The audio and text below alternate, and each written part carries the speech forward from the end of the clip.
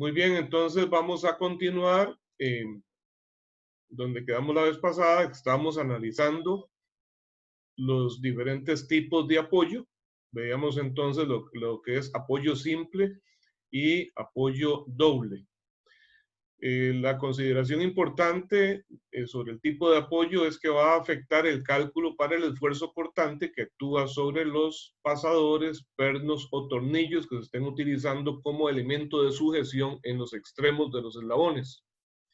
Entonces recordemos que el esfuerzo cortante va a ser igual a la fuerza axial que hay a lo largo de el eslabón dividido entre el área transversal del pasador o del perno.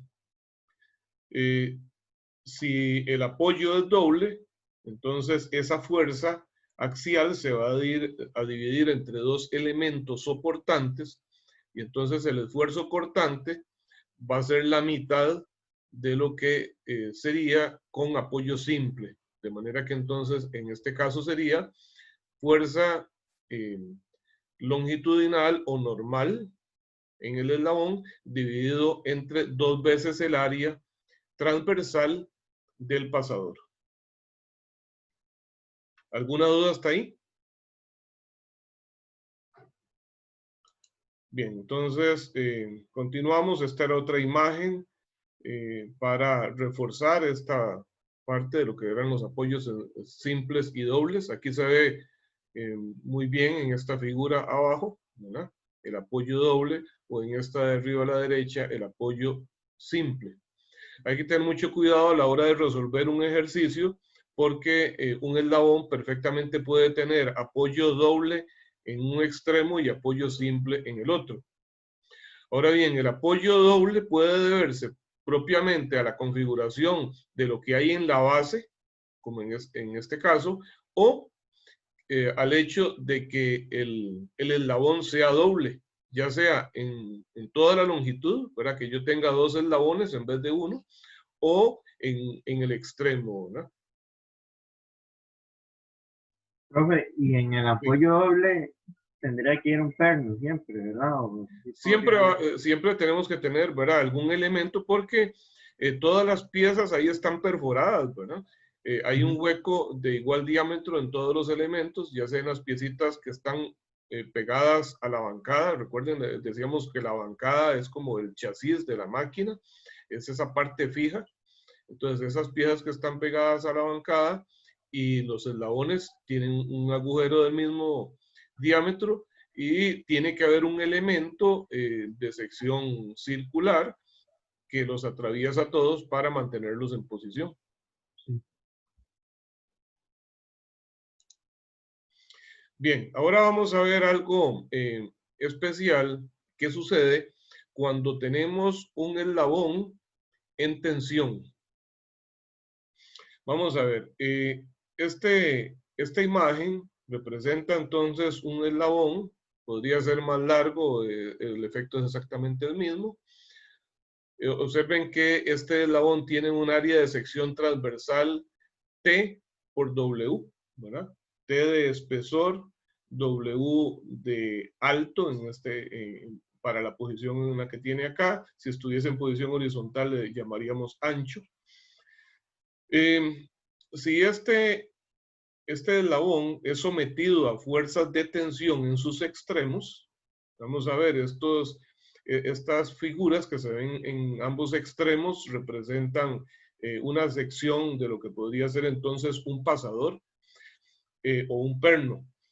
Dicho sea de paso, nadie ha preguntado sobre el pasador propiamente, ¿qué es el pasador? Hablamos de la diferencia entre un perno y un tornillo, pero no entre un perno y un pasador. ¿Alguno tiene dudas sobre la configuración del pasador? ¿Qué es el pasador?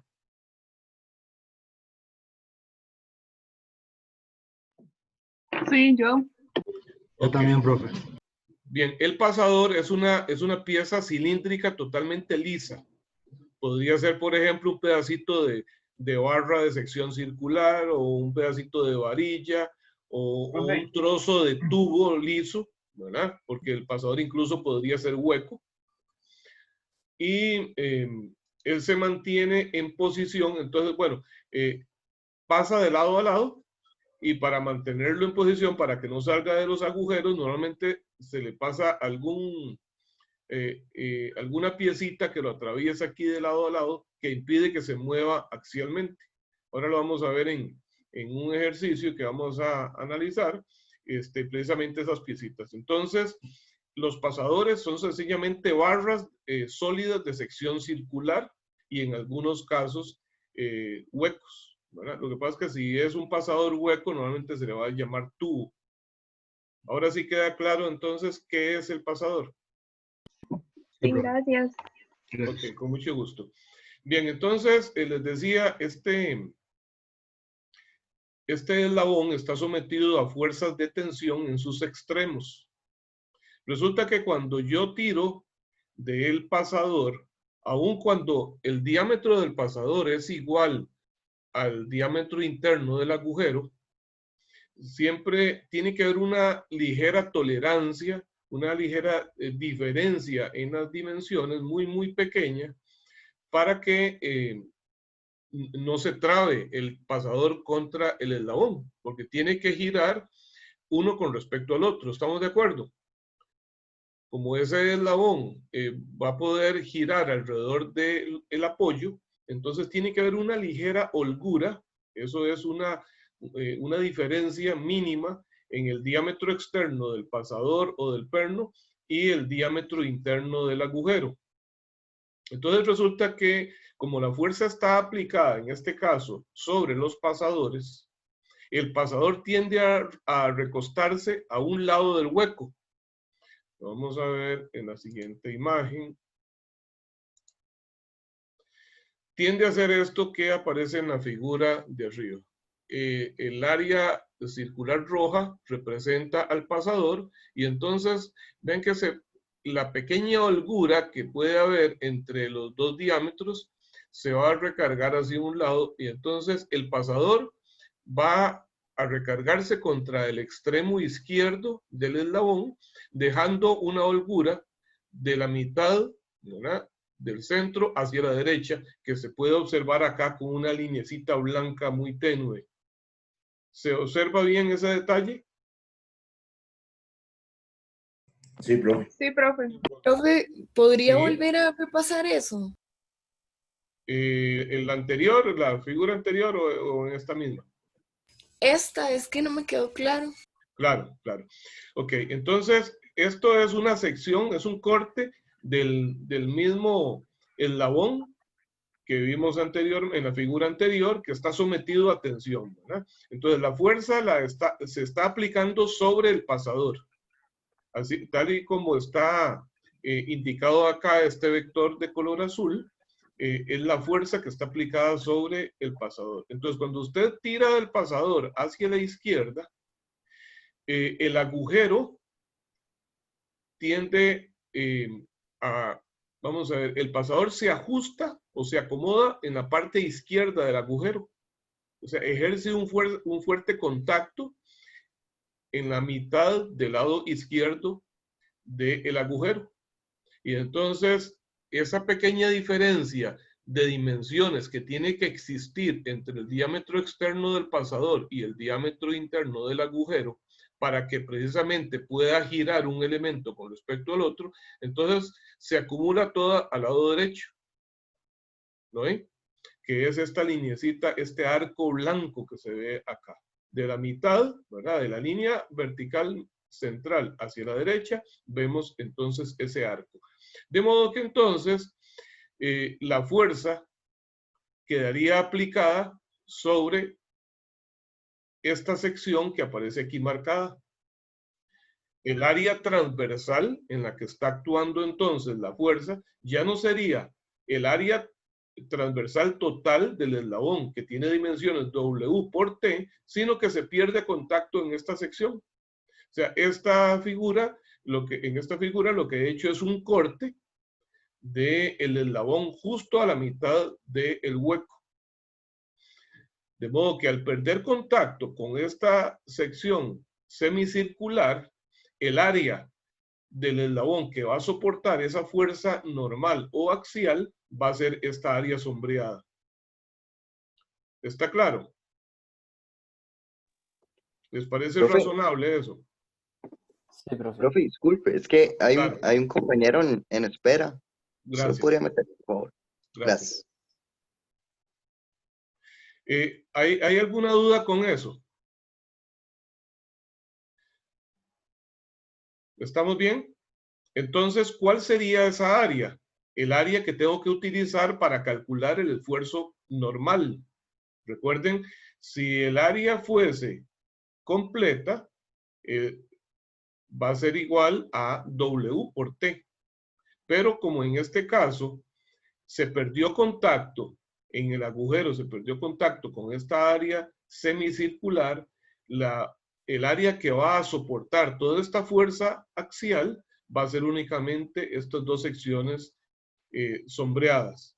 Entonces, el área efectiva sería el área total, W por T, menos el área de esta sección, ¿verdad? Pero el área rectangular que tendría una altura D y un espesor T.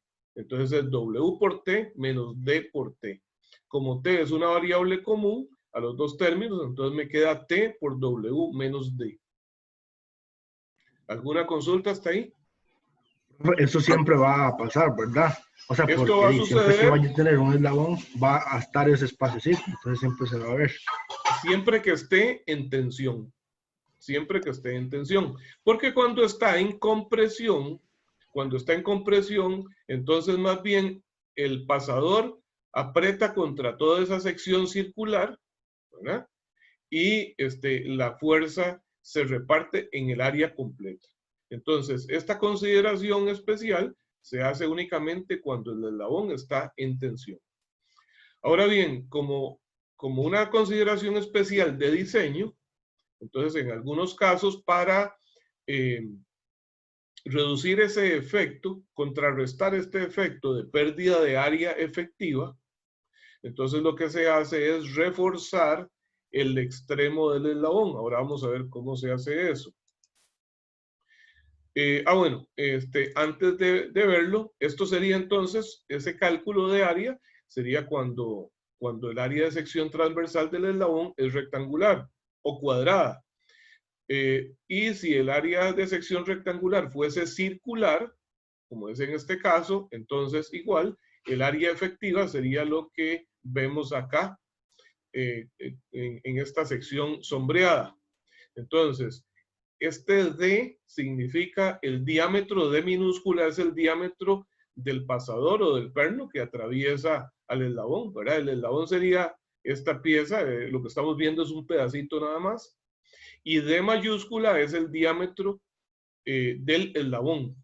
Entonces, esa área efectiva para calcular el esfuerzo normal, que es lo que tengo aquí sombreado, sería el área total, que es pi por el diámetro al cuadrado entre 4, ¿verdad? Pi de medios al cuadrado, que se convierte entonces en pi de al cuadrado entre 4, menos el área transversal de este hueco, que tiene entonces un ancho D mayúscula y una altura D minúscula. Entonces, esa área que tengo que restar es D por D. ¿Está claro? Profe, esa área entonces es Sí, la profe. área de contacto. Ese es el área de contacto, efectivamente. Es el área, pues tal vez no tanto de contacto, sino que más bien es el área que va a soportar la fuerza de tensión, ¿verdad? Porque en esta sección del hueco se perdió contacto, ¿verdad? Ahí es donde se pierde contacto.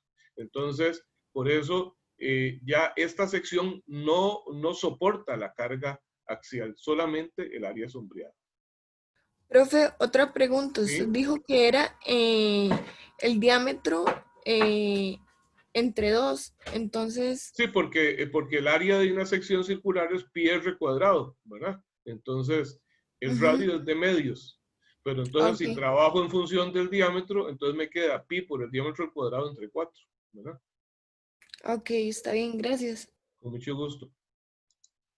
Bien, les decía, ahora sí, para contrarrestar ese efecto del área disminuida, entonces un aspecto importante de diseño consiste en reforzar el extremo del eslabón. ¿Cómo se refuerza? Haciéndolo más grueso o más ancho en el extremo. Entonces vean que a diferencia del que vimos anteriormente, que hasta el final todo tenía esta misma altura W, en este caso se hace más ancho, para que al restar yo el área en el hueco, que sería entonces en esta sección, siempre el área efectiva va a ser tan grande como si se calculara sin restar el hueco y el eslabón fuese con un área transversal uniforme.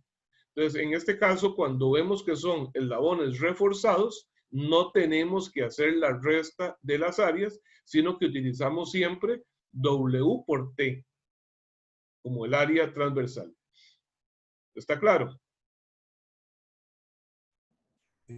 Profesor, entonces, ¿Sí? cuando se diseña el eslabón, con ese refuerzo, se diseña para que el área sea igual al resto del Exactamente. eslabón. Exactamente. Se diseña de manera tal que entonces, si usted hace el corte aquí y calcula los dos pedacitos de área y lo suma, esa área va a ser igual al área que se puede obtener multiplicando W por T. Sin embargo, en un ejercicio entonces, si ya nos sale un eslabón reforzado, pues no es necesario, no es que tenemos que venirnos acá y ver cuántos son estas dimensiones para calcular el área, sino que de una vez aplicamos el área calculada con W por T. ¿Está bien? Profe, Sí. y, o sea, en un problema, ¿eso visualmente hay que sacarlo o a nosotros nos lo especifican? Digamos que esa parte está reforzada o no. Ahí se diría, ahí se tiene que indicar que los eslabones son reforzados. Si no se indica que son reforzados, entonces hay que restar el área. Entonces puede ser que se indique en el enunciado del problema que son reforzados o que en el dibujo se vea con claridad, como en este caso. ¿Está bien? Bueno, otra consideración importante cuando estamos calculando esfuerzos normales, los esfuerzos normales, vean que si el esfuerzo normal se calcula como la fuerza normal o axial dividida entre el área transversal, y el área transversal es el denominador, entonces veamos que a menor área, mayor va a ser el esfuerzo. ¿Estamos de acuerdo?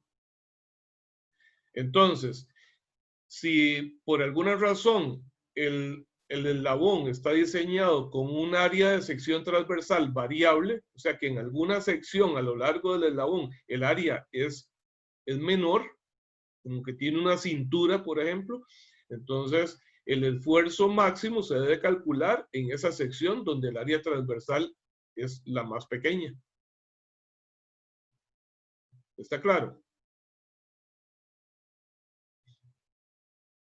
¿Cómo fue eso último, profe? Ajá. Sí, yo tengo una En cuestión. este caso, vamos a ver, imaginémonos que este eslabón es continuo, ¿verdad? Lo que estamos viendo es como la mitad del eslabón o un poco menos de la mitad que tiene hacia el lado derecho una sección igual.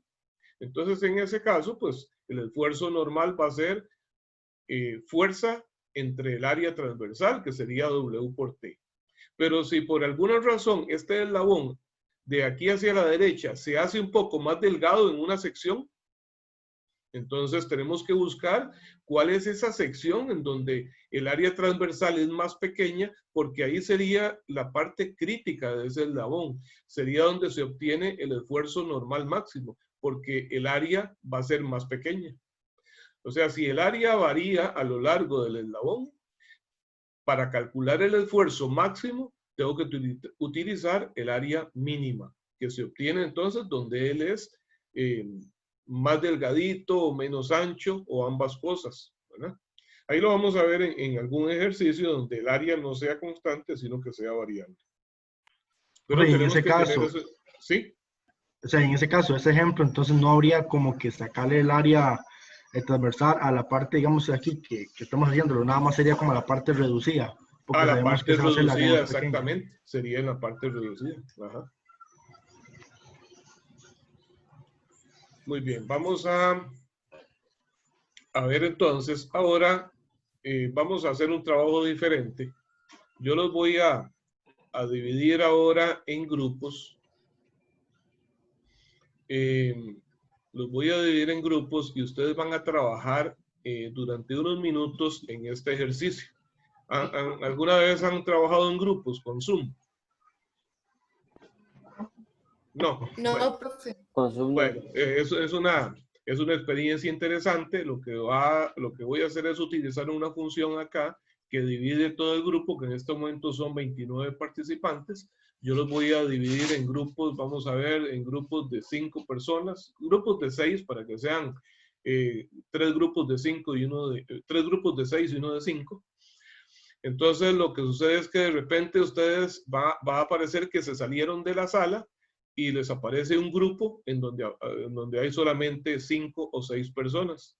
Entonces, entre ustedes se pueden hablar, pueden compartir la pantalla, el que quiera, y entonces van a interactuar entre ustedes para que aporten ideas para resolver este ejercicio que vamos a indicar acá.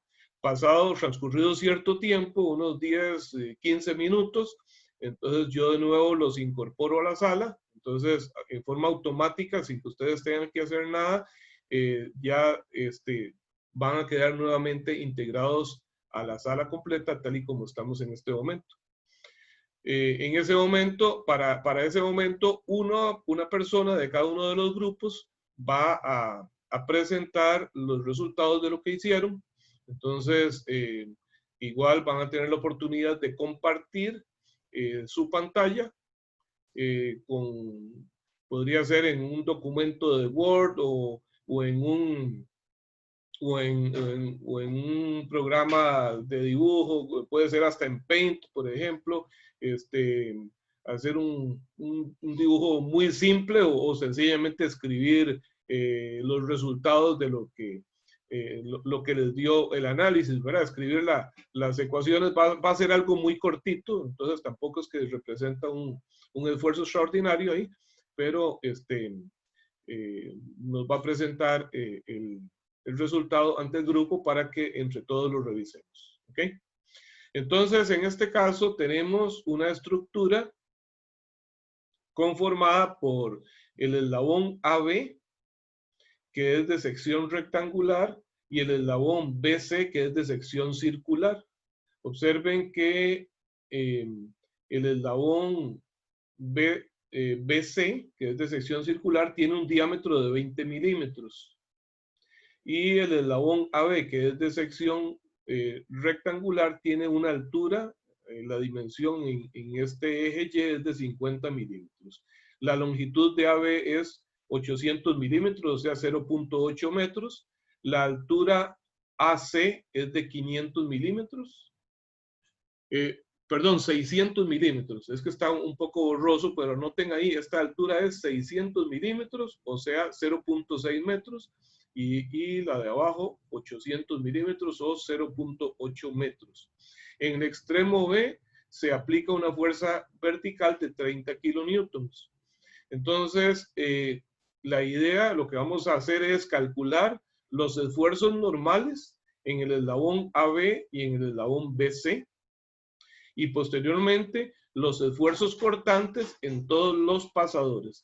En este caso, entonces son pasadores, lo que tengo no son pernos. Y observen, no sé si lo logran ver con claridad, perdón, ya me pasé. Si lo logran ver con claridad, en los extremos A, B y C, aquí se ven como unos lacitos. ¿Lo ven acá en los pasadores como unos lazos?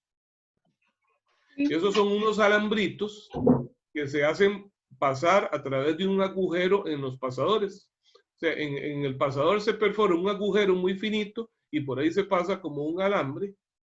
Y eso lo que hace es impedir que el pasador se mueva axialmente, que no se salga del agujero. Se pone a los dos lados. ¿Ok? Bueno, entonces vamos a avanzar para ver más detalles de esto. Es importante que vayan tomando notas de este dibujo. Yo ahora les voy a dejar uno en línea, pero no puedo dejarles toda la información, porque, o sea, todas las pantallas. Entonces vayan anotando la información del dibujo, ¿verdad? Entonces, vean de momento la altura de este eslabón, 50 milímetros, y el diámetro de este otro, 20 milímetros. La fuerza aplicada, 30 kilonewtons. Esfuerzos normales en AB y qué más, perdón. Los esfuerzos normales en AB y en BC, ¿verdad? Y luego los esfuerzos cortantes en cada uno de los 3 pasadores. Recuerden que para calcular los esfuerzos cortantes en cada uno de los pasadores, entonces tienen que fijarse en el tipo de apoyo que hay en cada extremo. Y eso lo vamos a ver en la figura siguiente. Ok, entonces vean. Aquí tengo de nuevo la figura principal y esto que tengo acá a la derecha arriba es una vista superior. ¿Cómo se ve este eslabón desde arriba? Entonces vean qué tipo de apoyo tengo en el extremo C. ¿Es simple o es doble?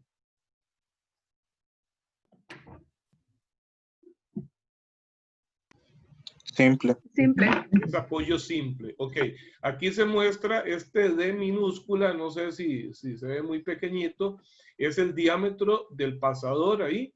El mismo diámetro tiene el pasador que hay en el punto B y también en el punto D. Entonces, todos los pasadores tienen un diámetro de 25 milímetros. Anoten eso, el diámetro de los pasadores es de 25 milímetros.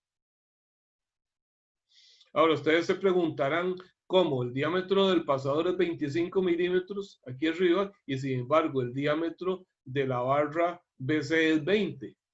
¿Cómo va a ser más grueso el pasador? Bueno, es que resulta que ese extremo, los extremos en B y en C son reforzados. ¿Ok? Los extremos del eslabón BC son reforzados. Por eso, al ser más gruesos, permiten que el pasador tenga un diámetro mayor que el de la barra misma. ¿Está claro ese detalle? Eso lo podemos ver acá en el dibujo de frente. Voy a pasarme a la imagen anterior, que está más cerca. Vean acá. Vean, por ejemplo, que esta cota de 40 milímetros lo que indica es cuánto es lo que mide de ancho esta sección donde está el pasador C. Es 40 milímetros, mientras que el diámetro en el resto de la barra es de 20. Y lo mismo sucede en el extremo B. Aquí se ve que está detrás del eslabón AB, pero se ve que tiene esa misma forma, es reforzado. ¿Está claro? ¿Alguna consulta sobre esa imagen? Bueno, entonces, nuevamente regreso a estas vistas. Entonces ya sabemos de acá que el eslabón BC es reforzado. ¿Para qué nos sirve saber eso? Que el eslabón BC es reforzado.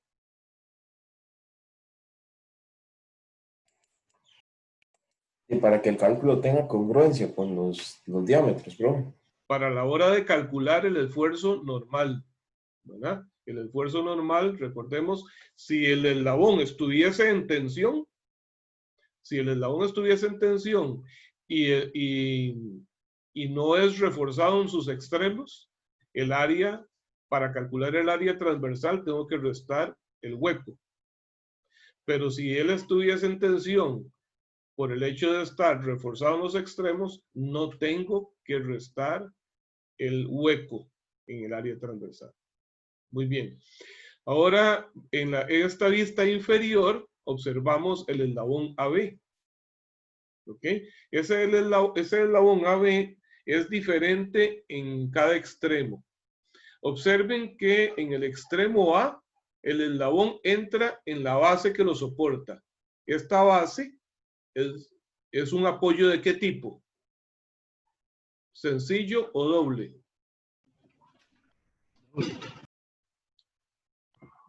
¿Dónde, perdón? En el extremo A. Este extremo A, aquí vemos la vista inferior para ver el detalle del apoyo. ¿Este apoyo sería sencillo o doble? Doble, ¿no? Es doble, exactamente. ¿Ok? Es doble. Y si nos vamos al extremo derecho, ¿cómo es ese apoyo? También doble, porque son dos También eslabones. es doble. Pero es doble por diferentes razones en cada caso. ¿Ven qué interesante? En el extremo A es doble porque es el apoyo el que tiene como dos orejitas, ¿verdad? Que lo sostienen. Vamos a llamarle orejas, eso es un término muy común ahí. Esas orejas que sostienen el extremo son dobles. O sea, en la bancada, que es el chasis de la máquina, hay dos orejitas de esas que sostienen el eslabón. En cambio, en el extremo B, el extremo de la derecha, es el eslabón el que se hace doble en esa sección, ¿verdad? Porque, ¿qué es lo que el otro elemento que está uniendo el pasador? El pasador une al eslabón AB con el eslabón BC. Entonces, lo que vemos aquí en el centro es el eslabón BC, ¿verdad? Y eso lo vemos acá en esta otra imagen, del extremo B. Entonces, esta sección acá como en V y doble es lo que representa al eslabón AB. Y esta sección vertical es el eslabón BC. ¿Ok? Entonces, ¿cuál es la importancia de conocer el tipo de apoyo en cada extremo? Que eso va a afectar el cálculo de los esfuerzos cortantes en cada uno de los pasadores. Entonces, repasando, los apoyos A y B son dobles y el apoyo C es sencillo. El área transversal del eslabón BC es circular con un diámetro de 20 milímetros y el área transversal del eslabón AB es rectangular con una altura de 50 milímetros y un espesor que se ve aquí en esta cota de 30 milímetros. O sea, el área de sección transversal del eslabón AB es de 50 por 30 milímetros. ¿Alguna duda con el dibujo antes de continuar? Es importante que noten todas esas dimensiones. ¿Cuál es la dimensión? ¿Cuál es el espesor de las orejas del apoyo A? El espesor de esas orejas es de 25 milímetros, pero eso no nos afecta en nada, porque lo que nos interesa es el área del eslabón, ¿verdad? Del eslabón AB. Cuánto midan esas orejitas no nos va a afectar en los cálculos.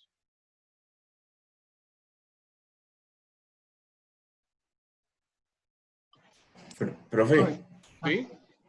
¿usted usa el mouse para señalar las cosas en la pizarra? Sí. Es que, bueno, yo no lo veo, no sé si ¿Ustedes no le ven el pasará a todo mouse? mundo. No. Ah, ok. No, Bueno, yo tampoco. Yo tampoco. Ah, bueno, muchas gracias por avisarme. Déjenme ver qué es lo que debo hacer. ¿Aquí lo ven? No, No. No. tampoco. Bueno, voy Se le a... ve como por momentos, profe, ya después se le... Aquí, por ejemplo, se está viendo. No. No. No. Ok, déjenme ver.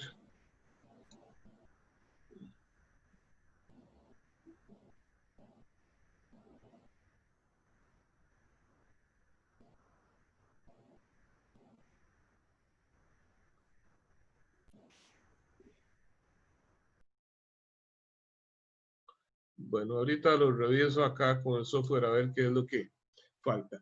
Ok, entonces podemos continuar. Ya anotaron todas las dimensiones, las áreas transversales, las longitudes de los eslabones. De acuerdo a la geometría de ese triángulo que forma la estructura, vean que si las dimensiones son 600 por 800, ambos números son múltiplos de 200, ¿cierto? Entonces, la altura es 3 veces 200. La base es 4 veces 200. Entonces, es un triángulo 3, 4, 5. Entonces, ¿cuánto mide la hipotenusa? Uno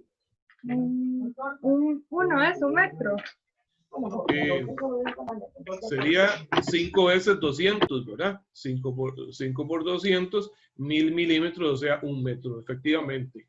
Efectivamente mide 1 metro. Y entonces el ángulo con respecto a la horizontal, le vamos a llamar zeta al ángulo con respecto a la horizontal, ¿verdad? Sería el ángulo de 36.87 grados, que es el que tiene el triángulo 345, ¿verdad? Y ya recuerden, la vez pasada vimos cuánto era el seno y el coseno de ese ángulo, aunque en todo caso, pues igual lo pueden calcular. Bueno, entonces vamos a avanzar. Este sería el equilibrio, el diagrama de equilibrio de fuerzas en el extremo V, ¿verdad? Esto es igual a un ejemplo que hicimos en la lección anterior. De estas tres fuerzas, la única que realmente conozco al inicio en dirección y sentido es la fuerza de 30 kilonewtons, porque es una fuerza aplicada. Pero entonces, si se aplican dos fuerzas más, ¿por qué dos fuerzas en las direcciones indicadas y no componentes X, Y en el punto B? Porque recordemos que en ese caso las barras AB y BC, como solo tienen fuerzas en sus extremos, entonces son barras de dos fuerzas, que son fuerzas dirigidas a lo largo de las barras. Entonces, si la fuerza de 30 kilonewtons es vertical hacia abajo, y de estas dos fuerzas de reacción solamente hay una que tiene componente vertical, necesariamente esa que es BC tiene que ir hacia arriba para mantener el equilibrio en Y. ¿Estamos de acuerdo? Y ahora, si la fuerza BC y la fuerza AB, ambas tienen componente en X, y la de BC va hacia la izquierda, necesariamente la de AB tiene que ir hacia la derecha para mantener el equilibrio en X. Bien, entonces, bueno, avanzamos acá. Este es el triángulo 3, 4, 5, ¿verdad? Que habíamos trabajado, entonces, y le llamamos zeta a esto. Entonces ahora, vamos a ver, aquí tenemos el análisis que también habíamos hecho la vez pasada. Este es un análisis gráfico en este caso, ¿verdad? Que el seno del ángulo es igual al cateto opuesto entre la hipotenusa. Es igual entonces a 30 entre FBC, de donde despejamos que FBC es 30 entre el seno de zeta. El seno de zeta, igual, si regresamos a este triángulo 3, 4, 5, sería 3 entre 5, ¿verdad? Cateto opuesto entre hipotenusa, que eso me da 0.6. Y 30 entre 0.6 me da 50 kilonewtons. Ahora, si analizo la tangente de zeta, sería cateto opuesto entre cateto adyacente, 3 entre 4, que es 0.75. Pero también puedo decir que la tangente de zeta es 30 entre FBC. Perdón, 30 entre FAB, ¿verdad? Cateto opuesto entre adyacente. Entonces de aquí puedo despejar que la fuerza AB es 30 entre la tangente de zeta, o sea, 30 entre 0.75, y eso me da 40 kilonewtons. Entonces ya tengo la magnitud de las fuerzas en ambos eslabones. Ahora sí, ya con esas fuerzas ustedes van a calcular entonces, a partir de este momento, van a calcular entonces los esfuerzos normales en cada una de las dos barras o eslabones, ¿verdad? En AB y BC, y los esfuerzos cortantes en cada uno de los tres pasadores. Una pregunta antes de que los divida. ¿Qué pasa si esa fuerza de 30 kilonewtons no es múltiplo de 3? Yo igual puedo hacerlo del triángulo 3, 4, 5, ¿no? Bueno, si no tienen un múltiplo común ambas dimensiones, ¿verdad? Entonces no sería un triángulo 3, 4, 5. ¿verdad? Pues en todo caso, esta es una simplificación para un triángulo conocido, ¿verdad? no es fácil de analizar, pero sencillamente si yo le doy las dimensiones de alto, de la base y la altura del triángulo, pues usted calcula el ángulo, ¿verdad? Y hace todos esos cálculos, ¿verdad? En este caso particular es por ahorrarnos trabajo y sobre todo cuando estamos en un ejercicio ahí didáctico para no tener que hacer muchos cálculos ahí, sino que muchas cosas las podemos hacer mentalmente, ¿verdad? Por el hecho de ser conocidos. Pero no es indispensable hacer ese análisis, ¿verdad? 3, 4, 5 o incluso la suma de fuerzas gráfica, ¿verdad? Usted puede hacer entonces el planteamiento de sumatoria de fuerzas en X y sumatoria de fuerzas en Y en ese nodo B para calcular las dos reacciones. Es lo que necesitamos para empezar a trabajar. Bueno, y antes de dividirlos, una observación más, y es el hecho de que necesitamos definir en qué estado de carga se encuentra cada eslabón. ¿El eslabón BC está en tensión o está en compresión? Tensión. En tensión. ¿Y el eslabón AB está en tensión o en compresión? Compresión. En compresión. Entonces, recordemos para efectos del cálculo del esfuerzo normal, qué consideración importante tengo que tener en cuenta por el hecho de que esté en tensión o compresión, un eslabón. Si es compresión, creo que la fórmula va negativa, ¿no? Si es en compresión, el esfuerzo es negativo, sí, muy bien. ¿Y algo más? Se debe considerar el área total. Si está en compresión, el área es total, sin importar si están reforzados o no están reforzados los extremos. En compresión, el área es total. Es cuando está en tensión que tengo que tener ese cuidado de restar el área del hueco si el eslabón no es reforzado. Muy bien, entonces ahora sí los divido a partir de este momento y en 15 minutos retomamos. Entonces, van haciendo ahí los cálculos y toman apuntes, alguno que lo haga en un documento de Word que pueda compartir o en un dibujito ahí en Paint, donde sea, para que luego pueda compartir una persona por grupo, que pueda compartir su pantalla para que todos veamos los resultados, ¿ok? Profe, ¿cuáles eran ¿Sí? las dimensiones del área de BC?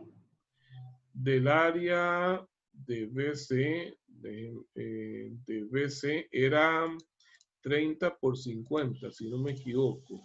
Vamos a retroceder.